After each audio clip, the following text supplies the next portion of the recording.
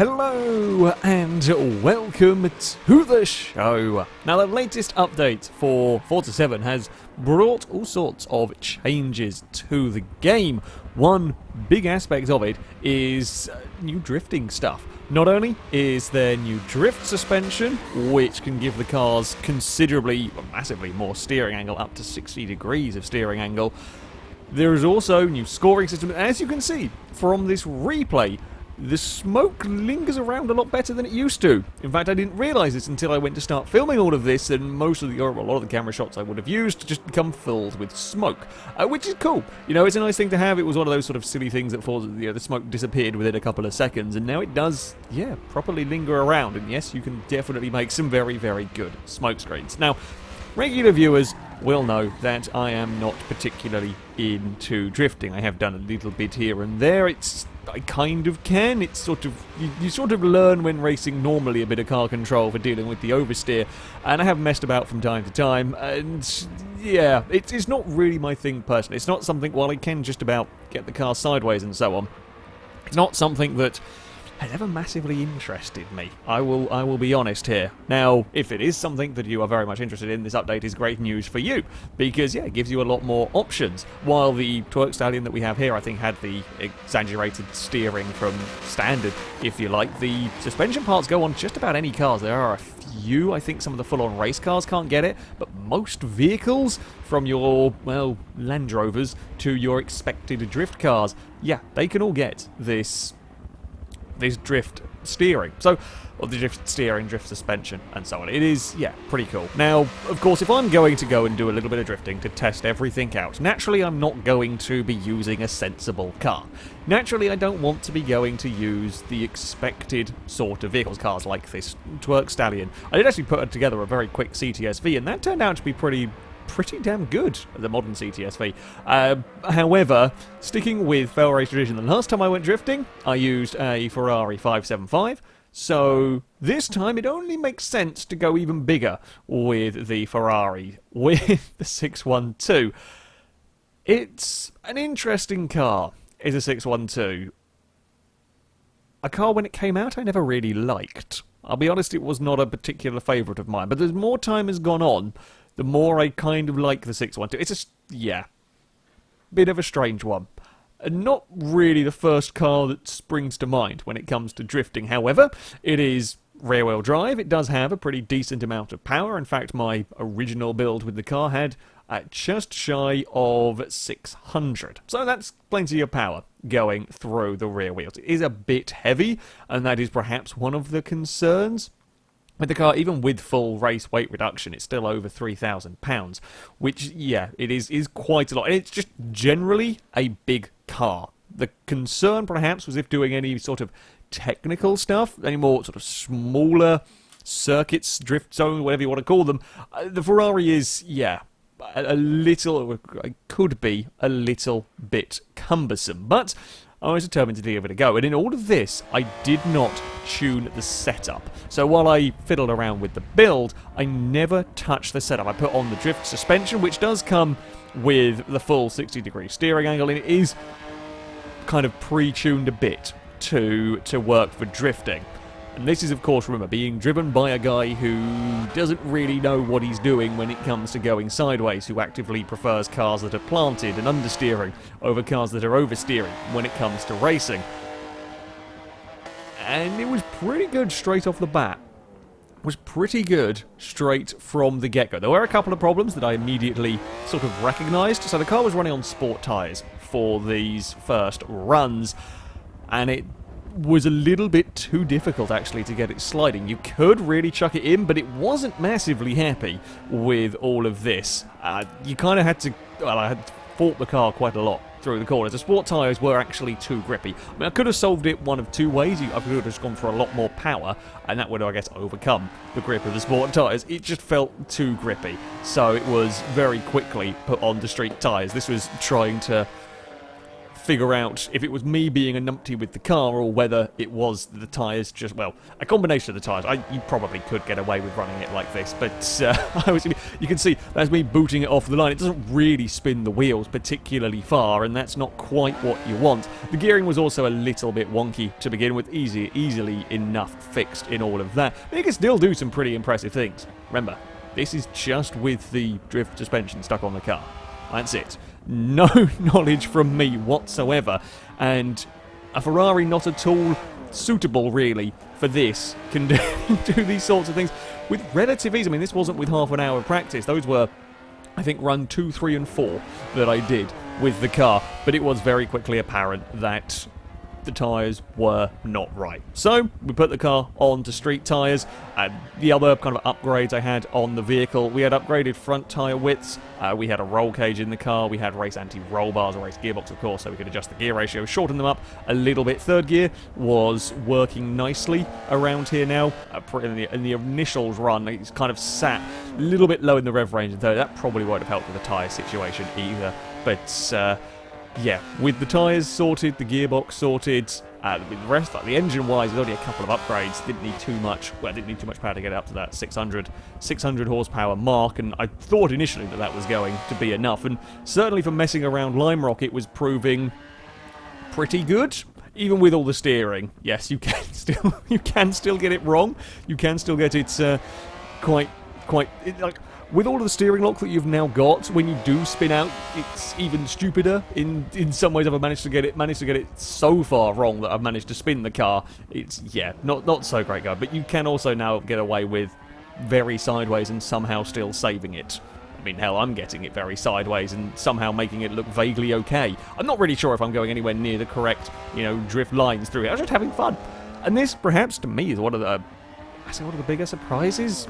By being able to stick on this drift suspension, this drift kit essentially, on the car, without having to spend ages and ages tuning to try and get the vehicle how I wanted, I could just throw this together and actually have a little bit of fun. Could actually, get the car vaguely working how I wanted it to without having to have a huge amount of knowledge. And yeah, it was doing some fairly impressive stuff. Again, this is someone who does not know or particularly care much for the drifting, and I was having quite a lot of fun messing around with the Ferrari. I was getting it quite close. I was not so great with all of the lines, and I did end up going on the grass a fair few times. That was quite a common manoeuvre for me, with the wheels across the grass. But yeah, at Lime Rock it was working very, very well. So I wanted to take the car. I mean, that sort of section is probably the section I know best as far as drifting goes. When I've messed around with previous cars, that's where I've gone. So decided to really test myself. We came to Long Beach. It is narrow here. There are walls where you can bump into them. This is the sort of section that I thought the Ferrari would not like. It's not quite as wide open as you have at Lime Rock. And this is a big car. It's a heavy car, and I'm inexperienced. I figured this would probably be a difficult area. And yeah, I was right. The Ferrari did struggle a little bit more around here. I did actually, before going to do this, I'll have a shout out to Mr. Aero HD. I watched a lot of his videos on sort of drift battles that were going on here, so I did kind of have a vague idea as to where I was trying to aim for. In fact, you can see on the replay. Yeah, I clonked a few walls on the way through. Well, you got to try and get close to the walls. I was kind of getting the walls in some places. The hairpin actually was where I was having the most trouble. I could not get the hairpin. Now, the Ferrari's probably not helping with that. The earlier corners it was actually pretty good at. I was able to get fairly close to the walls. I'd like to think I was doing fairly decent lines. I couldn't quite get the turn in right through there whatsoever. It could be a lot more sideways through that first part. This bit I was enjoying around here. Not always getting it right, but it was good fun. And then the hairpin, we had all sorts of issues.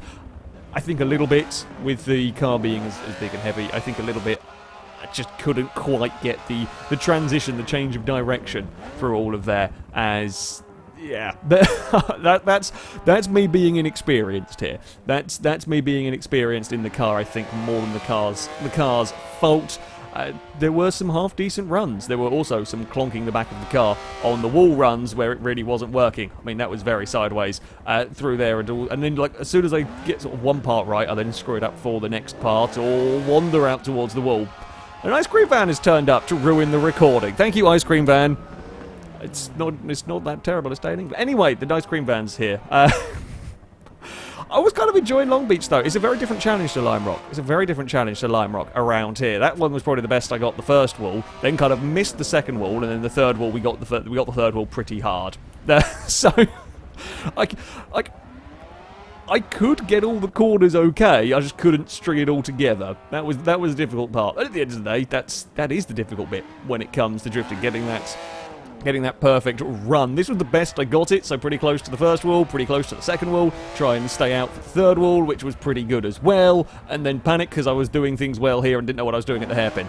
I kind of stuffed the hairpin up a little bit. But we got close to the wall on the exit at least, which I think is a good thing.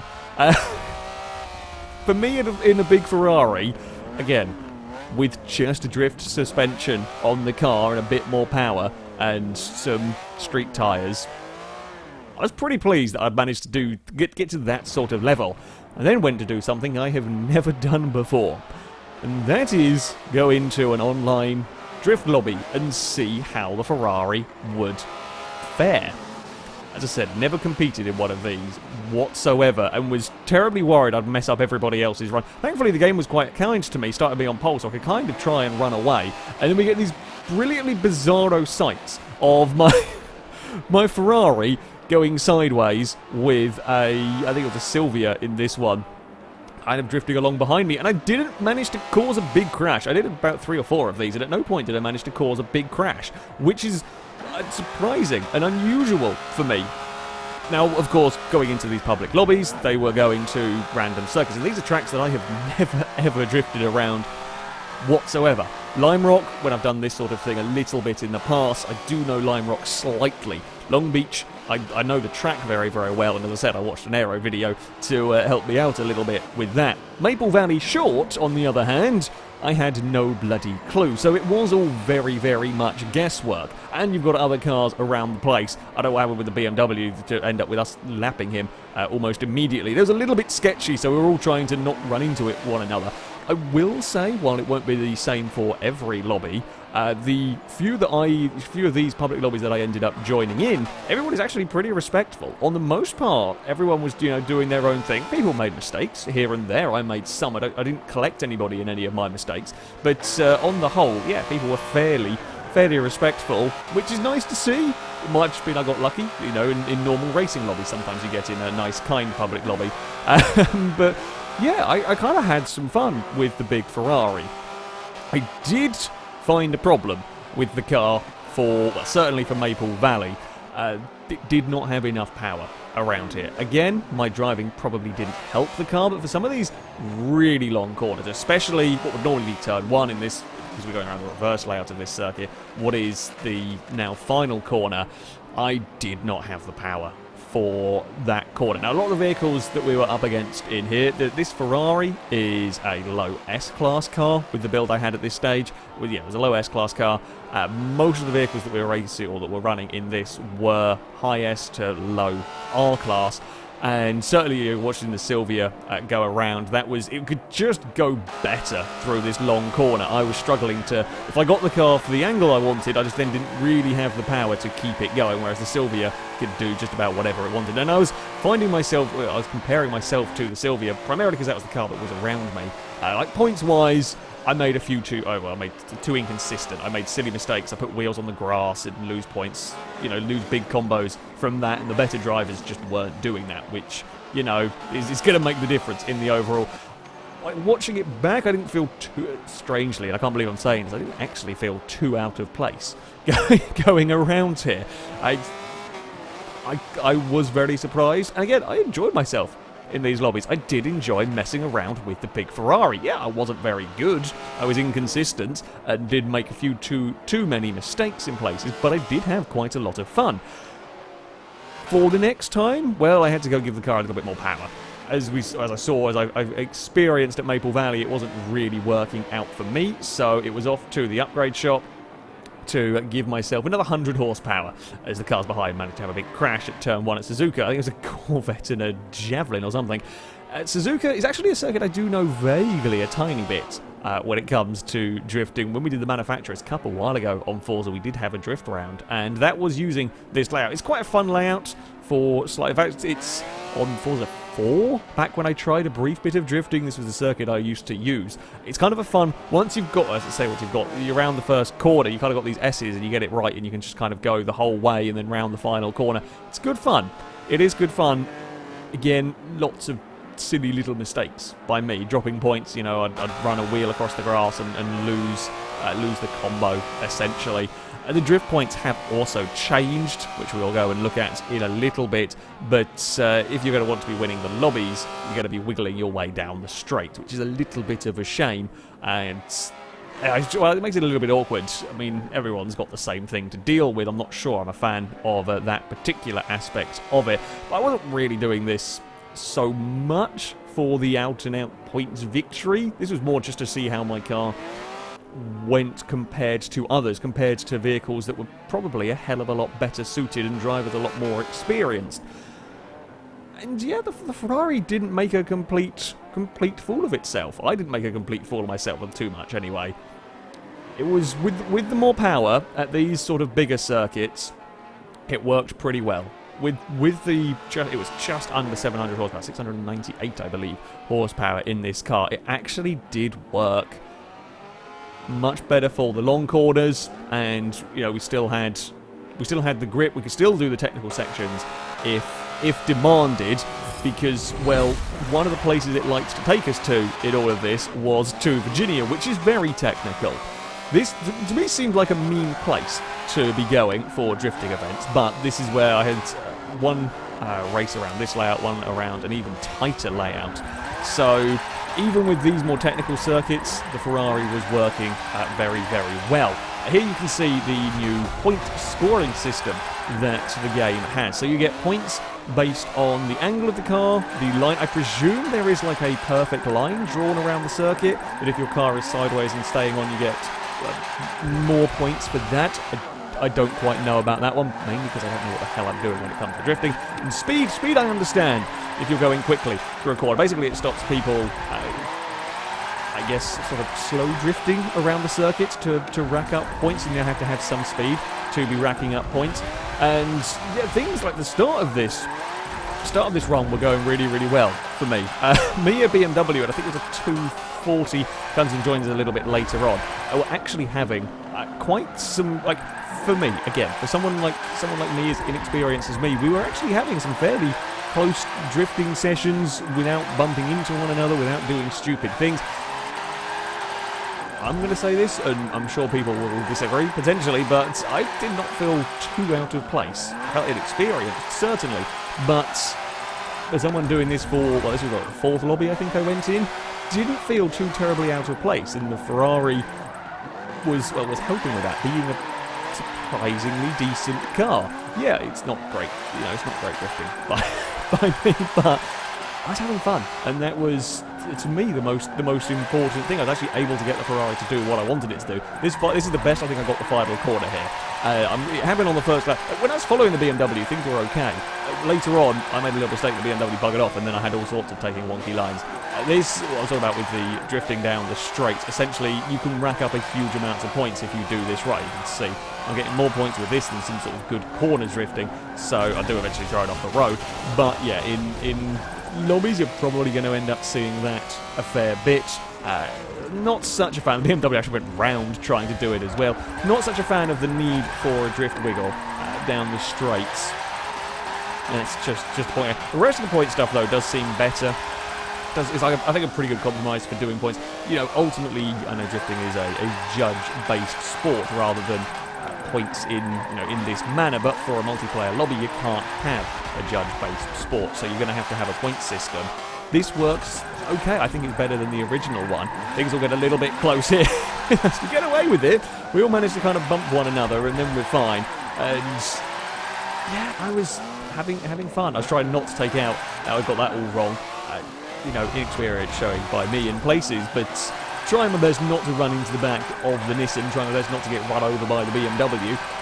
I think ultimately the big difference that this drift suspension will make is make it a little bit less daunting. Now, if people like me that will want to perhaps mess around with a little bit unusual cars, want to build their own cars, but don't necessarily know what they're doing so much or don't have huge amounts of time to learn it. Being able to stick this on a car and have a really, really good baseline, and of course, you know, the steering angle makes life much easier for the cars, is really, really rather helpful. It makes it a lot less daunting and may well make more people interested in giving it a try. I have no doubt that there will be those that will be complaining about this making drifting into an easy mode. Truth is, at the end of the day, someone who was good at drifting before this stuff came out is going to be still bloody good. They're going to be way, way better than someone like me who should put suspension on a slightly modified Ferrari. It's not going to make a difference. All it means is that it makes life a little bit more accessible, perhaps, to someone like me. To people, not so much. You know, I can't really see a downside to it. At the end of the day, there's not really a downside to this. It makes everything a bit more accessible, and you know, you can have fun with it. The drift scoring won't be for everyone's taste. It's the whole wheeling down the straights. Even to me, I'm not so sold on the necessity of doing that if you want to be scoring big points, but there has to be a point way of doing it in a lobby. Ultimately, the drift competitions will still be done by judges, and that will be irrelevant. I can't believe I'm saying this, but I actually had a lot of fun over the course of filming this, messing around with the Ferrari. I had good fun with it. I'm still terrible at it, and there will be much more practice. There would need to be a lot more practice for me to actually get any good at it. Ultimately, yeah, I made a few too many mistakes here at Virginia, but I had fun. I had fun with the Ferrari, and I got it working pretty nicely. So yeah, if drifting's not something you've ever been interested in, much like me for a lot of the time, give it a try. You might be surprised at the amount of fun that you can have with it. No, don't worry, I'm still going to be much more into my racing. It's not going to become a drifting channel overnight, but I had some fun and I like my Ferrari. So there we go. That is going to be it for this video. Thank you very much for watching, and until next time, goodbye.